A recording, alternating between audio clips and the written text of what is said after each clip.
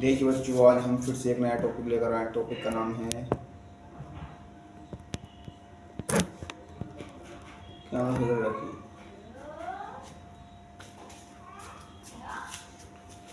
देखिए टॉपिक बहुत शानदार है। जो फिजिक्स के बेसिक हैं, सिर्फ केवल 8th क्लास के लिए नहीं, जो कौन कौन सी क्लास के लिए हैं, तो मैंने फॉर्मूले को 1th क्लास वाले बच्चे उनके भी काम आने वाले हैं। तो जो 2nd क्लास में है, 3rd क्लास में उनके लिए, जो 4th में उनके लिए, जो 5 क्लास में उनके लिए फॉर्मूले काम देंगे, जो 6 क्लास में उनके लिए, जो 7th में उनके लिए, जो 8th में उनके लिए, जो 9th क्लास में उनके लिए, जो 10th क्लास में उनके लिए, जो 11th क्लास में उनके भी लिए, और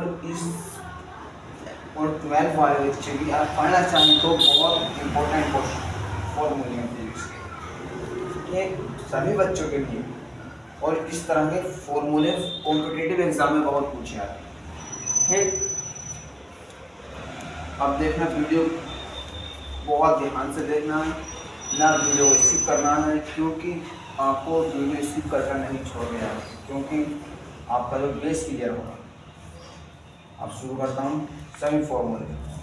सबसे पहला फॉर्मूला लिखा हमने फिजिक्स के इम्पोर्टेंट फॉर्मूले। एक सबसे पहला फॉर्मूला, क्षेत्रफल बराबर करता है लंबाई में चौड़ाई। अब क्षेत्रफल, आप सब क्षेत्रफल एरिया, क्या इसको एरिया से दर्शाते हैं, ठीक। जैसे हमारे पास ये ब्लैक बोर्ड है, ठीक। अब इसका क्षेत्रफल निकालना है, कितने क्षेत्रफल में लगा है, तो इसका क्षेत्रफल निकालने के लिए जो हमारी लंबाई है, इस तरह की लंबाई, ये चौड़ाई और ये चौड़ाई, इन दोनों के आपस में गुणा कर देंगे तो हमारे ये कितने क्षेत्रफल में लगा है ये ब्लैक बोर्ड, इसका क्षेत्रफल निकल आ जाएगा, आयतन। अब आप किसी का कोई, हमने माना कोई धान का खेत है और उसमें ये देखना है कितना पानी है उस खेत के अंदर, तो उसका हमको आयतन निकालना पड़ेगा, वॉल्यूम यानी के। तो आयतन निकालने के लिए उसके तीनों की ऊंचाई, तीनों लंबाई इंटू चौड़ाई इंटू ऊंचाई, ठीक। अब अगला फॉर्मूला, चाल बराबर दूरी बटा समय। अब देखो कोई बस 10 किलोमीटर प्रति घंटा चलती है, ठीक, और समय 5 घंटे। अब आज सब उसकी अब चाल पूछ रहा है कोई व्यक्ति, तो इसको निकालने के लिए दूरी कितनी है, 10 किलोमीटर, तो 10 बटा 5 कितनी चाल आ गई, 2 किलोमीटर प्रति घंटा आ गई, ठीक। कितना सरल है। इस तरह से हमारा चाल का फॉर्मूला, त्वरण बराबर वेग में परिवर्तन बटा समय। आप सोचते हैं त्वरण किसे कहते हैं, जो वेग में परिवर्तन होता है, वेग में परिवर्तन की दर को त्वरण कहा जाता है बटा समय, ठीक। अब 5वां फॉर्मूला, बल बराबर द्रव्यमान गुणा त्वरण, ठीक।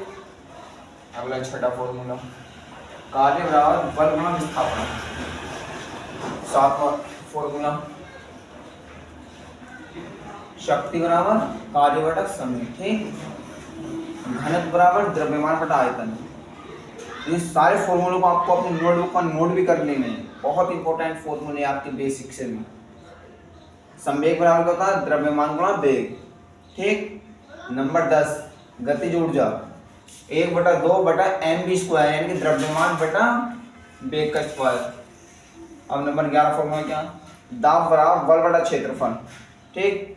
आपको देखो, मैं आपको सिर्फ रिवीजन बता रहा हूँ, मैं इन पर सवाल नहीं करके दिखा रहा हूँ, सवाल करके दिखाने लगा तो बहुत टाइम लगेगा, इसलिए मैं सिर्फ आपको फॉर्मूले याद करने के लिए, आपको नोट करने के लिए आपकी नोटबुक में लिखवा रहा हूँ, ठीक।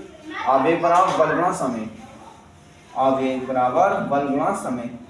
अब देखो, जो हम कोण नापते हैं, हम किस में नापते हैं, डिग्री में नापते हैं, अंश में, यानी कि काय में नापते हैं, अंश में, यानी कि 30 डिग्री, 30 अंश का कोण है, ये 60 अंश का कोण है, 120 अंश का कोण है। अब ये जो है कोण, वो रेडियन में है, रेडियन में कोण है तो उसका फॉर्मूला बन जाएगा चाप बटा त्रिज्या, ठीक। और ये वेग बराबर वेग बटा समय, पृथ्वी बल बराबर बल बटा क्षेत्रफल। ये इतने फॉर्मूले, ये सब बेसिक फॉर्मूले हैं, इनको याद कर लेना और नोट भी कर लेना। और मैं भी आपको कम से कम 15 फॉर्मूले लिखवा रहा हूँ, बहुत इंपॉर्टेंट फॉर्मूले फिजिक्स के, बहुत ध्यान से देखना आपको अभी। ये जो फिजिक्स के फॉर्मूले हैं ये बहुत बेसिक फॉर्मूले हैं, इन फॉर्मूलों को याद कर लेना और अपने नोट में नोट भी कर लेना। मैं अब 15 फॉर्मूले आपको और लिखवा रहा हूँ।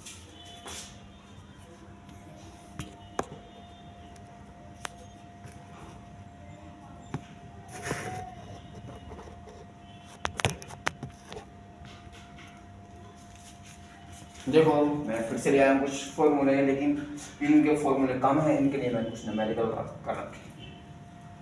ठीक, इन पर जो मैं 4 फॉर्मूले रखे हैं, इन चारों पर हमने न्यूमेरिकल कर, क्योंकि न्यूमेरिकल से ये जो फॉर्मूले हैं आपको एकदम समझ में आएंगे। न्यूमेरिकल जो करेंगे तो हम न्यूमेरिकल से हमारी प्रैक्टिस हो जाती है, इसलिए मैंने 4 फॉर्मूलों के साथ अब जितने भी कल फॉर्मूले बचे हैं, जितने भी फॉर्मूले बचे हैं उनको मैं किसी और अगले दिन या कल तो नहीं, कल हमारे यूट्यूब चैनल पर जो है मैथ की क्लास होगी, क्योंकि उसमें जितने भी मैथ के फॉर्मूले होंगे सभी डाल जाएंगे। ठीक, सभी लिखवाए जाएंगे। ठीक, अब जो मैंने फिजिक्स से 2 फॉर्मूले पढ़े थे उनके लिए मैंने न्यूमेरिकल कर रखा है।